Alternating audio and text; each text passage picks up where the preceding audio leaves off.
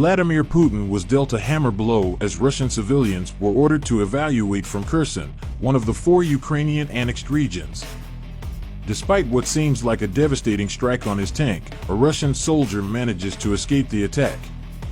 Footage shows the Ukrainian army targeting the heavy vehicle, ripping apart the head of the tank. Behind the white smoke, a man is seen rushing out of the commander's hatch.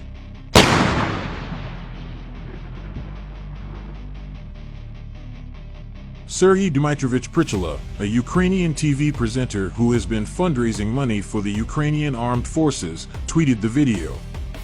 He said, "The 95th DSHV Brigade skillfully dismembers a Russian from a picture. Titans. And you and I help their intelligence on a large scale with quadcopters and UAVs. To detect those tanchiks in time and destroy them completely."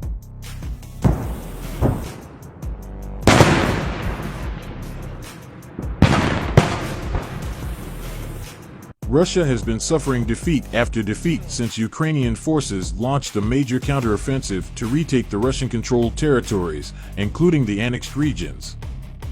Vladimir Putin illegally annexed 4 Ukrainian regions in a bid to deter NATO allies from providing military assistance to Ukraine.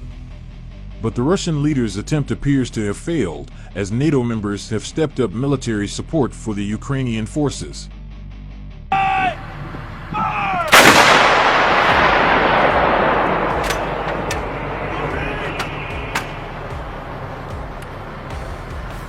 U.S. President Joe Biden has announced a $625 million military aid package, which includes additional advanced rocket systems credited with helping the country's military gain momentum in its war with Russia.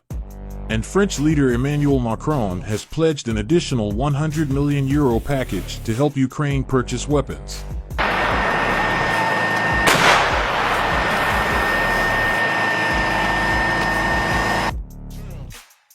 In a statement, British Defence Secretary Ben Wallace said the UK will donate AMRAAM rockets, hundreds of cutting-edge air defence missiles, hundreds of additional aerial drones, and a further 18 howitzer artillery guns to boost Ukraine's air defences. The European Union adopted the 8th package of sanctions against Russia worth €7 billion to hit the Kremlin's war chest. Upping the ante, the EU Foreign Policy Chief Josep Borrell warned Moscow that its forces would be annihilated by the West's military response if President Vladimir Putin uses nuclear weapons against Ukraine.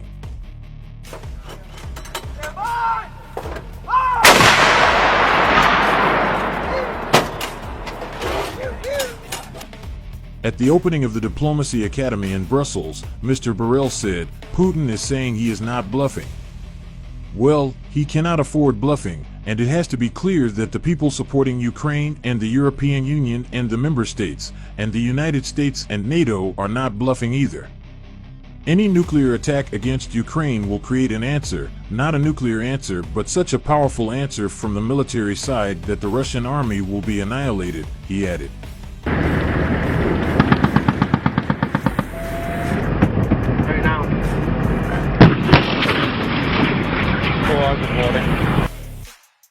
In a sign of escalation, NATO's Secretary-General Jens Stoltenberg said the military alliance will monitor Russia's upcoming nuclear exercise but not be cowed into dropping support for Ukraine by Putin's veiled nuclear threats.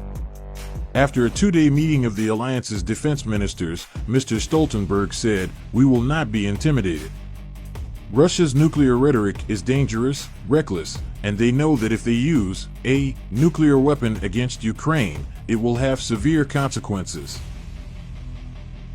An unnamed senior NATO official said a Russian nuclear strike would almost certainly trigger a physical response from Ukraine's allies and potentially from NATO itself. It would almost certainly be drawing a physical response from many allies and potentially from NATO itself, the official told Reuters.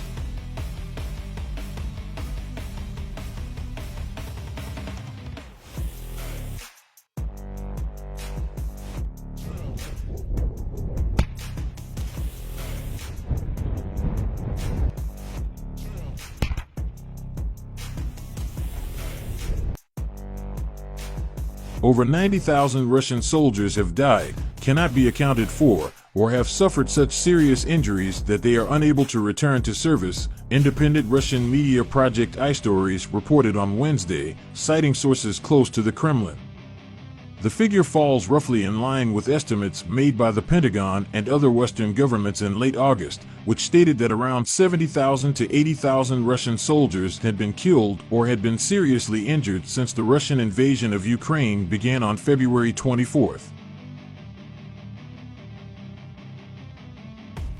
British Defense Secretary Ben Wallace stated in September that of the over 80,000 losses the Russian army has suffered, some 25,000 soldiers were thought to have been killed. But according to Moscow, which has announced Russian losses just twice during the invasion, 5,397 Russian soldiers have died in Ukraine, an increase from 1,351 from the first update on March 25, according to figures cited by Defense Minister Sergei Shoigu.